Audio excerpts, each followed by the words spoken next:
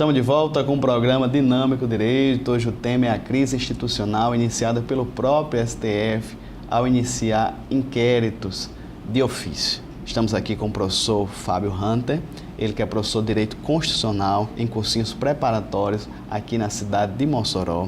Professor Fábio, falamos um pouquinho sobre o STF, atribuições, prerrogativas, comentamos um pouquinho a decisão do Alexandre de Moraes e do ministro Dias Toffoli. Eu quero que o senhor foque agora, nesse terceiro bloco, sobre as liberdades individuais. A importância, a relevância da liberdade de imprensa e a liberdade de expressão. Pronto, isso é um tema aí que nós teremos uns 10 programas à frente para falar, né?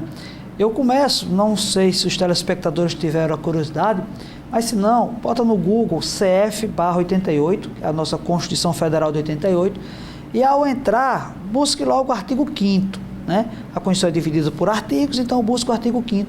E vamos ter lá no caput do artigo 5º, que é o enunciado do artigo 5º, né? As nossas liberdades, certo? Então, nós temos direitos, na verdade nós vamos ter os direitos lá dentro do artigo 5º, nós temos o direito à vida, à igualdade, à liberdade, certo? Tudo que nós temos hoje, certo? E é bom que o telespectador em casa ele entenda essa dinâmica. Tudo que nós temos hoje foi conseguido por muita luta, por diversas vezes, por sangue, por tortura, por tudo de ruim que já aconteceu. Às vezes, só abrindo aqui o parênteses, eu escuto as pessoas falando mal da Declaração Universal dos Direitos Humanos. Eu disse, você sabe qual foi o contexto que a declaração foi criada? Não, mas está errado. Não, mas você sabe o contexto? Não. Só um homem matou 20 milhões de pessoas. Esse homem era o Adolf Hitler. Será que eu não deveria ter um mecanismo internacional de proteção dos direitos humanos para evitar que isso se repita? Então, nós temos a Declaração Universal dos Direitos Humanos. No Brasil, perceba que nossa Constituição é de 88. O regime militar, a ditadura militar, terminou em 85.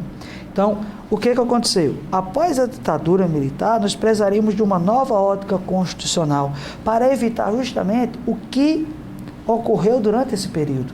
Perseguições, censura, tortura, mortes e mortes de ambos os lados. Não apenas para os civis, mas também para os militares. Há uma corrente de estudo que, com a parte dos militares, também não concordavam com o regime e sofreram perseguições, sofreram também as pechas da ditadura. Mas, tirando isso aí, quando veio a Constituição de 88, nós ganhamos um leque gigantesco de direitos. O direito à liberdade, e vamos focar aqui na liberdade de imprensa, é fundamental. Por quê? Porque é a imprensa que vai nos trazer as informações. Agora devemos acender um alerta. Saber o que é tendencioso e o que não é tendencioso. Então, isso aí já é uma análise mais aprofundada. Mas a liberdade de imprensa, ela deve ser mantida em todos os aspectos. O nosso grande problema é que o Poder Judiciário, talvez, ele não estivesse preparado com as redes sociais. Por sua rede social, informação, sim. A rapidez, a dinamicidade das informações. Hoje, um ministro está dando uma decisão, você está acompanhando ao vivo. E você está no Twitter dele, que não é vedado, um ministro tem um Twitter, tem um Facebook, isso não existe essa vedação, né? E você pode ir lá e criticá-lo. E você pode ir lá e dizer que está errado. Hoje, seu deputado está votando no plenário, seu vereador, e seu deputado estadual, seu senador, e você está acompanhando. E você está olhando para ele dizendo, está certo, está errado, não vote assim porque é contra o interesse da sociedade. Essa liberdade que nós temos de informação, nós demoramos muito a ter. E nós não podemos regredir. Agora, é uma linha tênue. O que é liberdade de informação, né? O que é liberdade de imprensa e o que são as chamadas fake news, que são notícias falsas, notícias produzidas com um teor político, com um teor ideológico, assim sucessivamente. Então, entrando um pouquinho ao que o STF fez, o ministro Dias Toffoli identificou como uma provável fake news, né, a questão da revista Cruzoé, quando citava o seu nome, né, e determinou, né, ele estava fora do Brasil, determinou ao ministro Alexandre de Moraes que tomasse as providências. Colocou ele como relator desse caso.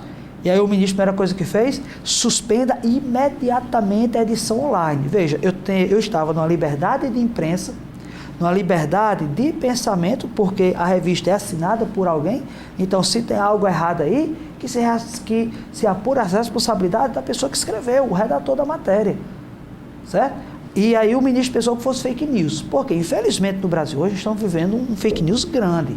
Né? Sites considerados de informação são feitos justamente só para produzir fake news. Fake news de religião, certo? Fake news político, fake news de matérias policiais, fake news de tudo. E aí o ministro acreditou que fosse um fake news, pelo menos queremos acreditar que ele acreditou que fosse um fake news, que não seria ele o amigo do meu pai ou algo do tipo, até o próprio título é meio confuso, e aí determinou o ministro Alexandre de Moraes que fizesse isso. O ministro Alexandre de Moraes determinou que fosse retirado do ar, certo? Eu entendo que essa retirada do ar de uma matéria, se ela fosse, aí vamos dividir para o amigo que entender em casa. Se fosse fake news, a decisão do ministro está corretíssima. No Estado Democrático de Direito, nós não podemos compactuar com a mentira, com a inverdade, com as notícias tendenciosas. Mas o grande problema é, o documento que a revista publicou é verdadeiro. Existe essa citação dizendo que é o ministro Dias Toffoli envolvido na operação, seria um envolvimento na suposta Operação Lava Jato. Então o documento é real. Se o documento é real, a reportagem é real, não é fake news. E não pode o Poder Judiciário determinar aqui uma notícia verdadeira, apesar de que pode ser contestada, é óbvio, contratória para defesa ao ministro sobre as suas falas, mas eu não posso, Estado Democrático de Direito, simplesmente uma notícia verdadeira, eu dizer, não, retire porque está falando de mim. Amanhã eu posso escrever qualquer notícia sobre ministro, fazer uma crítica e o ministro determinar que seja tirado do ar. Então, o que ficou essa crise que o CB anunciou, é porque o que foi determinado para ser retirado foi uma notícia verdadeira. O documento existe. Aí alguns juristas dizem, não, mas estava sob segredo de justiça. Bom, aí vamos apurar a responsabilidade de quem vazou. Mas a revista fez o seu papel jornalístico, divulgou, sendo verdade. E aí é o que está o grande problema. Muito bem. Professor, vamos tentar ampliar um pouquinho. Saindo um pouquinho da seara da imprensa e voltando para a liberdade individual, direito de expressão. Até que ponto o popular, na sua rede social, ele pode comentar determinados acontecimentos? O senhor tem redes sociais, o senhor tem seguidores, pessoas que acompanham o senhor. Até que ponto o senhor pode comentar uma decisão, um posicionamento de uma autoridade dessa, sem ser possível um oficial de justiça bater na sua porta? Bom, é uma linha tênue que eu sempre repasso aos meus alunos, sempre quando eu sou convidado a falar sobre isso, eu oriento da seguinte forma: você pode falar praticamente tudo, né? A Constituição lhe assegura a liberdade de pensamento e veda o anonimato. Então, às vezes as pessoas criam um perfil numa rede social e não coloca foto e coloca um nome que não é seu, ou então bota uma letra, alguma coisa e começa a falar mal. Isso aí o Estado Democrático de Direito não permite. O Poder Judiciário determina que seja retirado. Agora, você pode falar de tudo. Tudo, desde que você não vá ferir o direito do terceiro.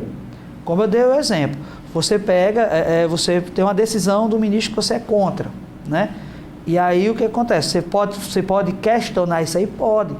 Mas desde que você não vá atacar a pessoa do ministro, né? Desde que você não faça ataques pessoais. Fica mais fácil a gente perceber, uma decisão judicial talvez não fique bem claro o exemplo, mas nós pegarmos, por exemplo, o Mossoró. Vamos pegar nossa localidade. Eu estou insatisfeito com algum serviço prestado pela Prefeitura Municipal de Mossoró. Eu estou insatisfeito com algum serviço prestado pelo governo do Estado. Vamos falar da saúde, pronto. Estou insatisfeito com os serviços prestados pelo Hospital Regional Tarcísio Maia, que não recebe a quantidade de recursos suficiente. Posso ir à fanpage, ao Instagram do governo do Estado e fazer uma crítica? Posso. O próprio STF permite. O próprio STF permite que eu faça até paródias. Olha que interessante, o STF tem uma decisão que eu permito paródia. Eu pego uma música conhecida e faço uma ironia. O STF permite isso. Agora, vamos pegar o exemplo do governo do Estado. Eu não posso ir e falar da vida pessoal da nossa governadora. Que eu concordando ou não, a minha crítica não tem nada a ver com isso. Eu estou criticando um serviço público que está sendo ineficiente, está sendo ineficaz. Então, a nossa liberdade de expressão, a liberdade de expressão do popular, ele termina a partir do momento que ele começa a ferir direitos de terceiro. Você opinar, você criticar, é salutar. Nosso grande problema é que nós vivemos na era do ataque pessoal. Já há relatos dos próprios ministros do STF de pessoas indo até a residência de filhos deles fazer crítica. Poxa, a decisão é do pai, o que o filho tem a ver com isso? Hackeando e-mails de filho, hackeando e-mails de esposa, indo até a frente do apartamento, e até a frente do apartamento do ministro protestar, eu fico até calado. Mas querer se envolver na vida pessoal é que é complicado. Professor Fábio, essa situação que eu vou comentar já faz algum tempo, foi ano passado. Mas um advogado, num voo, interpelou um dos ministros do Supremo e disse: ministro, eu tenho vergonha do nosso Supremo, do nosso STF. E gerou uma celeuma, inclusive ao ponto de ele ser preso, ele ser conduzido à delegacia após o voo. Já faz algum tempo, está um pouco fora do contexto, mas eu queria que o senhor comentasse essa situação. Um popular pode interpelar o ministro, ele alegou que feriu a honra subjetiva da instituição. O que o senhor acha, o senhor como professor de Direito Constitucional? É uma linha tênue, volto a dizer. Sempre por quê? Porque nós temos aí uma certa colisão, né? Você tinha no voo, se eu não me engano, foi o presidente, foi do STF, se eu não me engano, nesse caso, foi um presidente do STF. Quando você ataca a instituição por um todo, você pode criticar? Pode, mas você deve saber como criticar. E é isso que muitas vezes a população não sabe, ou as pessoas não fazem da forma correta. A crítica não é errado. Agora, quando eu estou, por exemplo, ele está num voo comercial, né, e eu chego e começo a falar mal da instituição, certo? Eu não estou falando mal, por exemplo, da pessoa dele, que era o exemplo, mas eu estou falando da instituição por um todo. Perceba que ele representa a instituição, certo? Quando ele proferiu essas palavras, o ministro ali entendeu que estava ferindo não a ele próprio, mas toda a instituição, que querendo ou não, não é só o STF, é o STF e todo o resto. É o STJ, o TRT, o TRE, estaria ferindo todo o ordenamento jurídico com essas palavras, né? E aí nós sabemos que quem tem a autoridade nesse momento vai conduzir o cidadão até a delegacia, né? Eu entendo que o advogado ele utilizou da liberdade dele de expressão, né? Se foi excesso, se não foi, aí é casuístico, né? Talvez eu entenda que não foi. Por quê? Porque, como eu disse, o STF ele não estava preparado ainda para que a população também opinasse. Para que qualquer cidadão desse país, qualquer cidadão pode ir a uma rede social de um ministro e fazer a sua crítica. O problema é qual é o teor dessa crítica, né? Se o advogado tivesse chegado a esse ministro, olha, eu não concordo, eu acredito que vocês deveriam fazer diferente, porque não é assim, trouxesse um elemento jurídico, com certeza não teria essa repercussão. Mas ao chegar e dizer que sente vergonha, veja, ele é um operador do direito também. Nós somos operadores do direito. Nós sabemos quais são os caminhos que podemos ter, certo? Qual foi o elemento jurídico que ele utilizou ali naquela expressão? Ao meu ver, nenhum. Ele usou uma expressão que qualquer um do povo poderia utilizar. Ele perdeu, pelo menos na minha visão, outra oportunidade de chegar, ministro, olha, eu acredito que não deveria ser assim, que deveria ser assim, um pequeno embate jurídico. Mas ele resolveu ir para o popular. E aí o ministro entendeu que estaria ferindo a instituição e aí tomou as providências que ele, naquele momento, achou que fossem cabíveis. Bem, estamos conversando com o professor Fábio Hunter sobre a questão da crise institucional iniciada pelo próprio STF, que esperamos seja muito bem contornado. No próximo bloco vamos falar sobre a repercussão, professor Fábio, e terminar a tão importante temática. Não sai daí, voltamos já.